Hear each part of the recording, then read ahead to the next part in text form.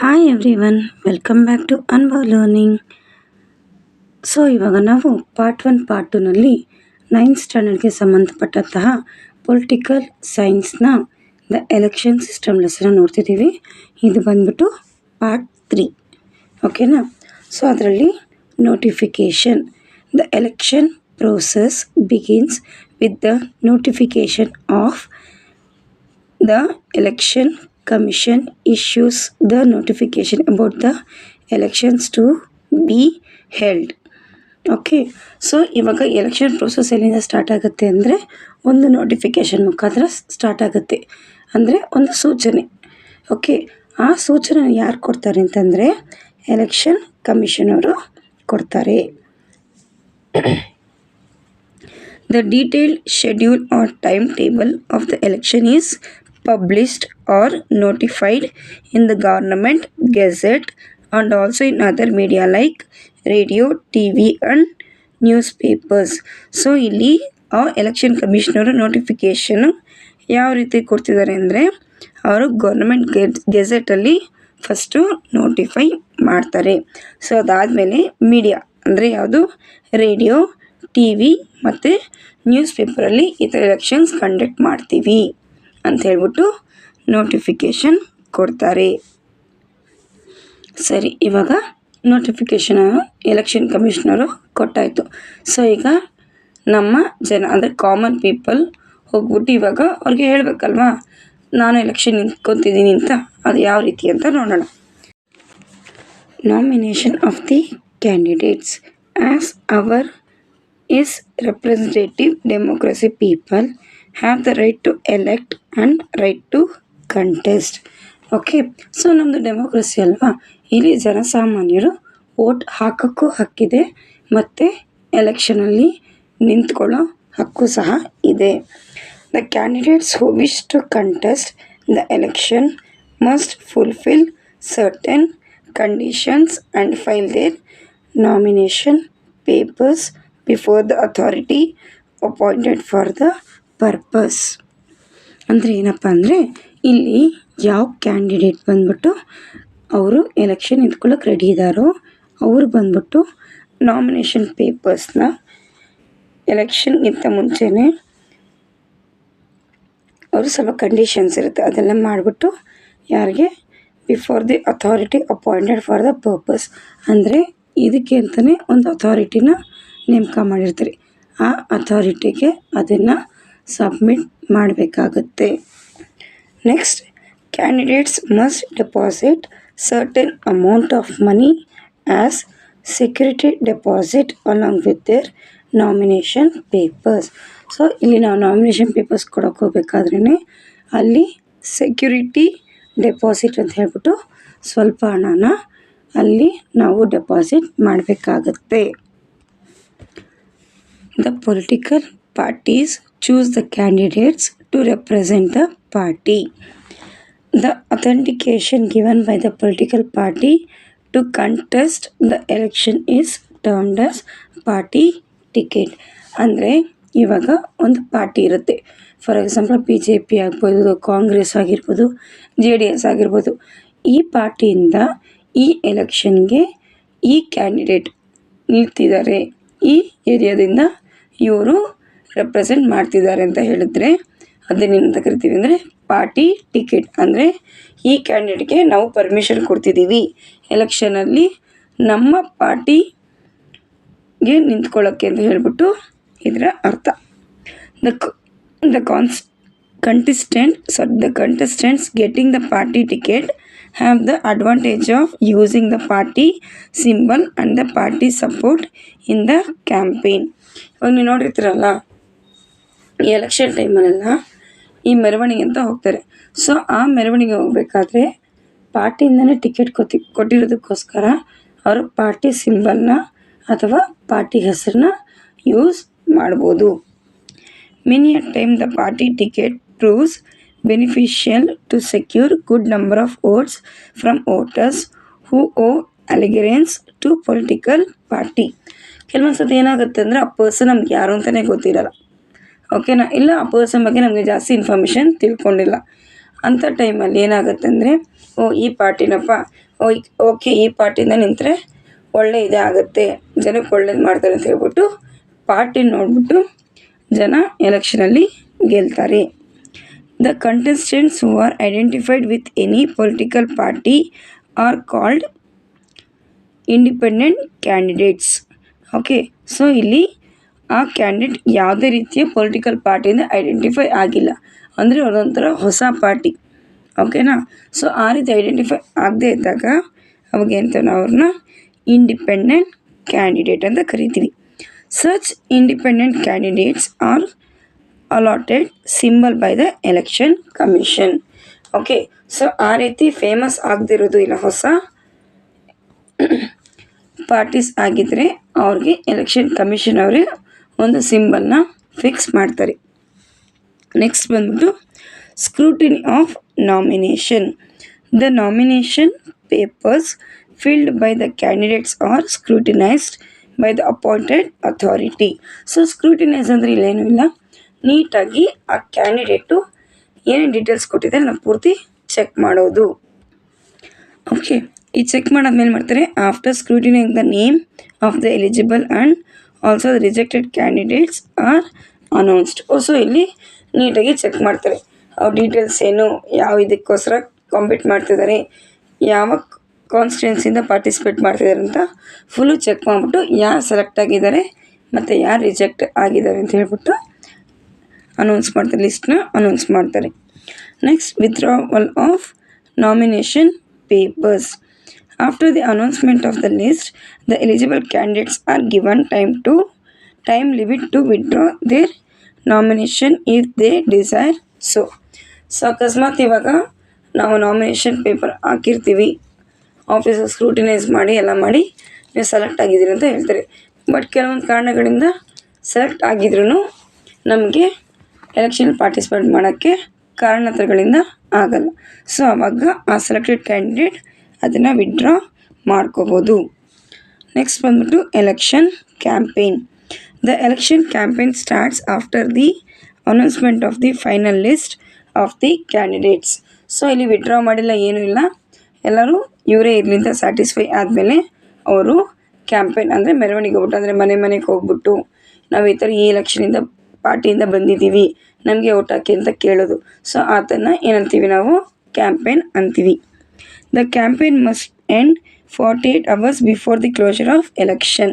C for example ಈಗ ಇವತ್ತಿಂದ 2 ದಿವಸಕ್ಕೆ ಎಲೆಕ್ಷನ್ ಇದೆ ಅಂತ ಅಂದ್ಕೊಳ್ಳಿ.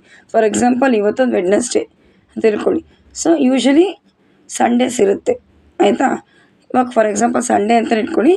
ಸೊ ಅದಕ್ಕಿಂತ 48 hours ಮುಂಚೆ ಎಲೆಕ್ಷನ್ ಈ ಕ್ಯಾಂಪೇನ್ ಏನಿದೆ ಅದು ಕ್ಲೋಸ್ ಆಗಬೇಕು. ಯಾಕೆ ಅಂದರೆ ಮತ್ತೆ ಕ್ಯಾಂಪೇನ್ ಮಾಡಬೇಕಾದ್ರೆ ಯಾವುದೇ ರೀತಿ ದುರ್ಘಟನೆಗಳು ನಡೀಬಾರ್ದು ಅಂತ ಹೇಳ್ಬಿಟ್ಟು ನಮ್ಮ ಗೌರ್ಮೆಂಟಿಂದ ಈ ಒಂದು ರೂಲ್ಸ್ನ ಫಾಲೋ ಮಾಡ್ತಿದ್ದಾರೆ. During the campaign the political parties announce several policies and programmes and promise are given in the election manifesto. Public meetings, door-to-door campaigns, banners, cutout, posters, pamphlets, flags and catchy slogans are common during propaganda. All the contesting candidates have to follow the model code of conduct announced by the election commission. So ನಮಗೆಲ್ಲ ಗೊತ್ತಿರೋಂಗೆ ಏನು ಮಾಡ್ತಂದರೆ ಎಲೆಕ್ಷನ್ಗೆ ಯಾರು ನಿಂತಾರೋ ಅವ್ರು ಹೇಳ್ತಾರೆ, promise ಮಾಡ್ತಾರೆ, ನಿಮಗೆ road ಸರಿ ಮಾಡಿಕೊಡ್ತೀನಿ, ನಿಮಗೆ ಹೆಲ್ತ್ ಇಶ್ಯೂಸ್ ಏನಿದೆ ಅಂದರೆ HS ಹಾಸ್ಪಿಟಲ್ಸ್ ಬಿಲ್ಡ್ ಮಾಡಿಕೊಡ್ತೀವಿ, ಮಕ್ಕಳಿಗೆ ಸ್ಕೂಲ್ಸ್ ಬಿಲ್ಡ್ ಮಾಡಿಕೊಡ್ತೀವಿ. ಸೊ ಈ ರೀತಿ ಏನೇನೋ ಪ್ರಾಮಿಸ್ನ ಕೊಡ್ತಾರೆ. So such kind of promise are given election manifesto. ಅಂದರೆ ಯಾವ ರೀತಿ ಪ್ರಾಮಿಸ್ ಕೊಡ್ತೀವಿ ಅಂತ ಹೇಳ್ಬಿಟ್ಟು ಒಂದು ಮ್ಯಾನಿಫೆಸ್ಟೋ ಅಂದರೆ ಒಂದು ಇದಿರುತ್ತೆ ಪೇಪರ್. ಸೊ ಅದರಲ್ಲಿ ಅವರು ನೀಟಾಗಿ ಮೆನ್ಷನ್ ಮಾಡಿರಬೇಕು. Public meetings, door to door campaigns ಅಂದರೆ ಹೇಳಿದ್ನಲ್ಲ ಯಾವ ರೀತಿ ಅವ್ರು ಕ್ಯಾಂಪೇನ್ ಮಾಡ್ತಾರೆ ಅಂತ ಹೇಳ್ಬಿಟ್ಟು. ಪಬ್ಲಿಕ್ ಮೀಟಿಂಗ್ಸ್ ಅಂದರೆ ಎಲ್ಲ ಪಬ್ಲಿಕ್ ಸೇರೋ ಜಾಗದಲ್ಲಿ ನಿಂತು ಅಲ್ಲಿ ಮೈಕ್ ಹಾಕಿ ನಾವು ಈ ಥರ ಮಾಡ್ತಿದ್ದೀವಿ, ಎಲೆಕ್ಷನ್ ನಿಂತಿದ್ದೀವಿ, ಈ ಪಾರ್ಟಿಯಿಂದ ಇದ್ದೀವಿ, ನಮ್ಗೆ ಓಟ್ ಹಾಕಿದ್ರೆ ನಿಮ್ಗೆ ಈ ರೀತಿ ನಿಮಗೆ ಬೆನಿಫಿಟ್ ಕೊಡ್ತೀವಿ ಅಂತ ಹೇಳ್ಬಿಟ್ಟು ಹೇಳೋದು. ಡೋರ್ ಕ್ಯಾಂಪೇನ್ಸ್ ಅಂದರೆ ಮನೆಗೆ ಹೋಗೋದು. ಬ್ಯಾನರ್ಸ್, ಕಟೌಟ್ಸ್ ನೋಡ್ತೀವಿ, ದೊಡ್ಡ ದೊಡ್ಡ ಬ್ಯಾನರ್ಸ್ ಕಟೌಟ್ಸ್ ಎಲ್ಲ ರೋಡ್ ಸೈಡಲ್ಲಿ ಹಾಕಿರ್ತಾರೆ. ಪೋಸ್ಟರ್ಸ್, ಪಾಂಪ್ಲೆಟ್ಸ್ ಅಂದರೆ ಮನೆಗೆ ಹೋಗಿ ಪಾಂಪ್ಲೆಟ್ ಕೊಡೋದು. ಫ್ಲ್ಯಾಗ್ ಅಂದರೆ ಫ್ಲ್ಯಾಗ್ಸ್ ಕೊಡ್ತಾರೆ, ಅಂದರೆ ಅವರವರ ಪಾರ್ಟಿಗೆ ತಕ್ಕಂಗೆ ಫ್ಲ್ಯಾಗ್ನ ರೆಡಿ ಮಾಡಿ ಅದನ್ನೇ ಎಲ್ಲರಿಗೂ ಕೊಡೋದು. Next, all the contesting candidates have to follow the model of conduct. ಅಂದರೆ ಅಲ್ಲಿ ಯಾವ ರೀತಿ ರೂಲ್ಸ್ ಆ್ಯಂಡ್ ರೆಗ್ಯುಲೇಷನ್ ಇರುತ್ತೆ, ನೀವು ಎಲೆಕ್ಷನ್ ಮಾಡಬೇಕಾದ್ರೆ, ಎಲೆಕ್ಷನ್ ಕ್ಯಾಂಪೇನ್ ಮಾಡಬೇಕಾದ್ರೆ ಅದನ್ನು ಪ್ರತಿಯೊಂದು ಕ್ಯಾಂಡಿಡೇಟು ಸಹ ಅಲ್ಲಿ ಫಾಲೋ ಮಾಡಬೇಕು. ನೆಕ್ಸ್ಟ್ ಬಂದು polling day. Polling day is the day of voting of day of election. On the polling day the voters go to the assigned polling booths to vote. So ಇಲ್ಲಿ ಇವಾಗ campaign ಆಯಿತು ಅಂದರೆ ಮನೆ ಮನೆಗೆ ಹೋಗ್ಬಿಟ್ಟು ನಾವು ಈ ಥರ ನಿಂತಿದ್ದೀವಿ ಮಾಡ್ತೀವಿ ಅಂತ ಎಲ್ಲರಿಗೂ ತಿಳಿಸಿದಾಯಿತು. ನೆಕ್ಸ್ಟ್ ಬಂದ್ಬಿಟ್ಟು ಜನಸಾಮಾನ್ಯರು ಬಂದ್ಬಿಟ್ಟು ಪಾರ್ಟಿ ಅಂದರೆ ಯಾವ ಕ್ಯಾಂಡಿಡೇಟ್ ನಿಂತಿರ್ತಾರೋ ಅವ್ರಿಗೆ ವೋಟ್ ಮಾಡೋದು. That is called polling day, ಅಂದರೆ ಆ ದಿವಸ. Polling booth is a place of voting. ಅಂದರೆ ಒಂದೊಂದು ಏರಿಯಾಗೆ ಇಷ್ಟಿಷ್ಟು, ಅಂದರೆ ಒಂದು 4 ಏರಿಯಾ ಇರ್ಬೋದು, ಇಲ್ಲ ಪಾಪ್ಯುಲೇಷನ್ ಬೇಸ್ ಮಾಡಿ ಇಷ್ಟು ಜನ ಈ ಪ್ಲೇಸಲ್ಲಿ ಬಂದ್ಬಿಟ್ಟು ವೋಟ್ ಮಾಡಿ ಅಂತ ಹೇಳ್ತಾರೆ. So that is called polling booth. Polling officials are appointed to manage polling booths. ಅಂದರೆ ಕೆಲವೊಂದು ಆಫೀಸರ್ಸ್ನ ಅಪಾಯಿಂಟ್ ಮಾಡ್ತಾರೆ ಆ ಬೂತ್ನ ಮ್ಯಾನೇಜ್ ಮಾಡೋಕ್ಕೆ. In the polling booths ballot papers are provided to the voters to cast their votes. ಅಂದರೆ ಇಲ್ಲಿ ಏನು ಕೊಟ್ಟಿರ್ತಾರೆ ಅಂದರೆ ಬ್ಯಾಲೆಟ್ ಪೇಪರ್ಸ್ನ ಕೊಟ್ಟಿರ್ತಾರೆ. ಸೊ ಅದ್ರ ಮುಖಾಂತರ ವೋಟರ್ಸ್ ಕ್ಯಾನ್ ವೋಟ್, ಅಂದರೆ ಅವರು ವೋಟರ್ಸ್ ಬಂದ್ಬಿಟ್ಟು ವೋಟ್ ಮಾಡ್ಬೋದು. Ballot papers contain the names of the contestant and the election symbols allotted to them. So ಇವಾಗ ಒಂದು ಲಿಸ್ಟ್ ಆಫ್ ನೇಮ್ಸ್ ಮತ್ತು ಅದ್ರ ಪಕ್ಕದಲ್ಲಿ ಸಿಂಬಲ್ ಕೊಟ್ಟಿರ್ತಾರೆ. ಏನಕ್ಕಪ್ಪ ಸಿಂಬಲ್ ಕೊಟ್ಟಿರ್ತಾರೆ ಅಂದರೆ ಒಬ್ಬ ವ್ಯಕ್ತಿಗೆ ಓದದೆ ಬರದೇ ಇದ್ರೂ ಆ ಸಿಂಬಲ್ ನೋಡ್ಬಿಟ್ಟು ಇವರು ಈ BJP ಅವರು, ಇವರು ಕಾಂಗ್ರೆಸ್ ಅವರು, ಇವರು JDS ಅವರು, ಇವರು ಇಂಡಿಪೆಂಡೆಂಟ್ ಕ್ಯಾಂಡಿಡೇಟ್ ಅಂತ ಹೇಳ್ಬಿಟ್ಟು ಹೇಳ್ತಾರೆ. ಸೊ ಆ ಸಿಂಬಲ್ ನೋಡಿ ಸಹ ಜನಸಾಮಾನ್ಯರು ಅವರ ಕ್ಯಾಂಡಿಡೇಟ್ನ ಎಲೆಕ್ಟ್ ಮಾಡ್ಬೋದು. The election symbols helps the illiterate mass and also others identify the candidate. ಹೇಳಿದ್ನಲ್ಲ, ಬರೀ ಓದಕ್ಕೆ ಬರೆದಿರೋ ವ್ಯಕ್ತಿ ಸಹ ಎಲೆಕ್ಷನಲ್ಲಿ ಪಾರ್ಟಿಸಿಪೇಟ್ ಮಾಡಿ ಅವ್ರಿಗೆ ಯಾವ ಲೀಡರ್ ಬೇಕೋ ಸೆಲೆಕ್ಟ್ ಮಾಡ್ಬೋದು. Electronic voting machines are replacing the ballot papers nowadays. ಅಂದರೆ ಇಲ್ಲಿ ಈಗ ಹೊಸದಾಗಿ ಎಲೆಕ್ಟ್ರಾನಿಕ್ ಮಿಷಿನಲ್ಲಿ ಬರ್ತಿದೆ, ಸೇಮ್ ಬ್ಯಾಲೆಟ್ ಪೇಪರ್ ಥರನೇ, ಬಟ್ ಇಲ್ಲಿ ಮಿಷಿನ್ಸ್. ಅಂದರೆ ಕೌಂಟಿಂಗ್ ಈಸಿ ಆಗಲಿ ಅಂತ ಹೇಳ್ಬಿಟ್ಟು ಅಲ್ಲೂ ಸಹ ಲಿಸ್ಟ್ ಆಫ್ ಕ್ಯಾಂಡಿಡೇಟ್ಸ್ ಕೊಟ್ಟು ಬಟನ್ಸ್ ಕೊಟ್ಟಿರ್ತಾರೆ ಮತ್ತು ಅವರ ಪಾರ್ಟಿ ಸಿಂಬಲ್ ಅಂತ ಕೊಟ್ಟಿರ್ತಾರೆ. ಅದನ್ನು ನೋಡಿ ಬಟನ್ ಪ್ರೆಸ್ ಮಾಡಬೇಕು. The voters record their votes through EVMS by pressing a button in front of the candidate. ಹೇಳಿದ್ನಲ್ಲ, ಬಟನ್ ಪ್ರೆಸ್ ಮಾಡಿ ಮಾಡಬೇಕು. The ballot boxes or EVMS are sealed after the election and carried to the counting centres. So ಆ box ಏನು ಮಾಡ್ತಾರೆ, seal ಮಾಡಿಬಿಟ್ಟು ಎಲ್ಲಿ ತೊಗೊಂಡು ಹೋಗ್ತಾರೆ ಅಂದರೆ ಕೌಂಟಿಂಗ್ ಸೆಂಟರ್ಸ್ಗೆ ತೊಗೊಂಡು ಹೋಗ್ತಾರೆ. The returning officer is in charge to conduct the election process in one designated constituency. So ಅವ್ರು ಬಂದ್ಬಿಟ್ಟು ಈ ಕಾನ್ಸ್ಟಿಟ್ಯೂನ್ಸಿ ಎಲ್ಲ ಇಲ್ಲೇ ಮಾಡಬೇಕು, ಇಲ್ಲೇ ಕೌಂಟಿಂಗ್ ಆಗಬೇಕು ಅಂತ ಹೇಳ್ತಾರೆ. ಓಕೆನಾ. ಮತ್ತು ಅಲ್ಲಿ ಯಾರು ಇರ್ತಾರೆ ಅಂದರೆ ರಿಟರ್ನಿಂಗ್ ಆಫೀಸರ್ ಯಾರಿರ್ತಾರೆ ಅಲ್ಲಿ ಸ್ಮೂತಾಗಿ ಎಲೆಕ್ಷನ್ ಆಗೋಕ್ಕೆ ಅವರೇ ಕಾರಣ ಆಗಿರ್ತಾರೆ. ಏನೇ ಪ್ರಾಬ್ಲಮ್ ಆದರೂ ರೆಸ್ಪಾನ್ಸಿಬಲ್ ಬಂದ್ಬಿಟ್ಟು ರಿಟರ್ನಿಂಗ್ ಆಫೀಸರ್ ಆಗಿರ್ತಾರೆ. ಆಮೇಲೆ ಅವರು ಎಲೆಕ್ಷನ್ ಕಮಿಷನಿಂದ ಅಪಾಯಿಂಟ್ ಆಗಿರ್ತಾರೆ. Presiding officers and polling officials are appointed to conduct the elections. So ಅಲ್ಲಿ ಮತ್ತೆ ಯೂಶ್ವಲಿ TVನಲ್ಲಿ ನೋಡಿರ್ತೀರಲ್ಲ, ನಿಮ್ಮ ಪೇರೆಂಟ್ಸ್ ಹೇಳೋದು ಕೇಳಿರ್ತೀರ, ಅಲ್ಲಿ ಕೆಲವೊಂದು ಜನ ಕೂತಿರ್ತಾರೆ. ಓಕೆ, ಸೊ ಅಲ್ಲಿ ಹೋಗ್ಬಿಟ್ಟು, ಅಂದರೆ ಒಂದು ಪಾರ್ಟಿಯಲ್ಲಿ ಕೂತಿರ್ತಾರೆ, ಅಲ್ಲಿ ಹೋಗ್ಬಿಟ್ಟು ನಾವು ವೋಟ್ ಮಾಡಿ ಬರಬೇಕು. ನೆಕ್ಸ್ಟ್ ಬಂದ್ಬಿಟ್ಟು ಕೌಂಟಿಂಗ್ ಆಫ್ ವೋಟ್ಸ್. ಸೊ ಇವಾಗ ಎಲೆಕ್ಷನ್ ಆಯಿತು, ಎಲ್ಲರೂ ಬಂದ್ಬಿಟ್ಟು ವೋಟ್ ಹಾಕಿದ್ದಾಯಿತು. Counting of votes. Counting of votes is done at the counting centre by the counting officials in the presence of the candidates and their agents. So ಇಲ್ಲಿ count ಮಾಡ್ಬೇಕಾದ್ರೆ ಯಾರು ಇರ್ತಾರೆ, ಆ ಕ್ಯಾಂಡಿಡೇಟ್ ಇಟ್ಕೊಂಡು ಅಥವಾ ಅವ್ರ ಕಡೆ ಇಟ್ಕೊಂಡು ಕೌಂಟಿಂಗ್ ಸ್ಟಾರ್ಟ್ ಮಾಡ್ತಾರೆ. ಓಕೆನಾ. ಬೈ ಕೌಂಟಿಂಗ್ ಅಫಿಷಿಯಲ್ಸ್ ಯಾರು ಮಾಡ್ತಾರೆ, ಕೌಂಟಿಂಗ್ ಅಫಿಷಿಯಲ್ಸ್ ಮಾಡ್ತಾರೆ. Counting of votes has become easier and quick with the introduction of electronic voting machines. ಇಲ್ಲಿ ಇವಾಗೆಲ್ಲ ಎಲೆಕ್ಟ್ರಾನೈಸ್ಡ್ ಆಗಿರೋದ್ರಿಂದ ವೋಟಿಂಗ್ ಮಾಡೋದು ಅಂದರೆ ಕೌಂಟ್ ಮಾಡೋದು ಸಹ ತುಂಬ ಈಸಿಯಾಗಿದೆ. Under certain special circumstances recounting is permitted. So ಏನಾದರೂ ಕೆಲವೊಂದು ಪ್ರಾಬ್ಲಮ್ ಆಗಿರ್ಬೋದು. ಓಕೆನಾ. ಸೊ ಅಂಥ ಟೈಮಲ್ಲಿ ರೀಕೌಂಟ್ಗೆ ಪರ್ಮಿಷನ್ ಇದೆ. In case of any disputes the candidates can approach the court of law. So election ಟೈಮಲ್ಲಿ ಅಂದರೆ ಈ ಕೌಂಟಿಂಗಲ್ಲಿ ಏನಾದರೂ ಮಿಸ್ಟೇಕ್ ಆಗಿದೆ ಅಂತ ಕ್ಯಾಂಡಿಡೇಟ್ಗೆ ಅನಿಸಿದ್ರೆ, ಇಲ್ಲಪ್ಪ ನಾನೇ ವಿನ್ ಆಗಬೇಕಾಗಿತ್ತು, ನನ್ನ ಅಪೋನೆಂಟ್ ವಿನ್ ಆಗಿಬಿಟ್ಟಿದ್ದಾನೆ ಅಂತ ಆ ಥರ ಏನಾದ್ರು ಡೌಟ್ಸ್ ಇದ್ದರೆ, ಇಲ್ಲ ಅದಕ್ಕೆ ಸಂಬಂಧಪಟ್ಟಂಗೆ ಬೇರೆಂದ್ರೆ ಇದ್ದರೆ, ಆ ಕ್ಯಾಂಡಿಡೇಟ್ ಬಂದ್ಬಿಟ್ಟು ಕೋರ್ಟಲ್ಲಿ ಫೈಲ್ ಕೇಸ್ ಮಾಡ್ಬೋದು. Returning officer declares the result and the end of counting.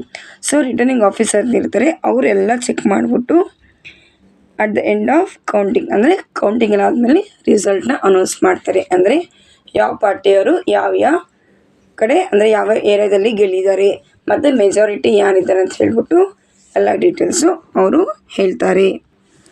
ಈಗ ಮಾಡಿರೋ ವಿಡಿಯೋದಲ್ಲಿ ನಿಮ್ಗೇನಾದ್ರು ಡೌಟ್ಸ್ ಇದ್ದರೆ ಕಮೆಂಟ್ ಮಾಡಿ ತಿಳಿಸಿ. ಸಬ್ಸ್ಕ್ರೈಬ್ ಮಾಡ್ಕೊಳ್ಳಿ.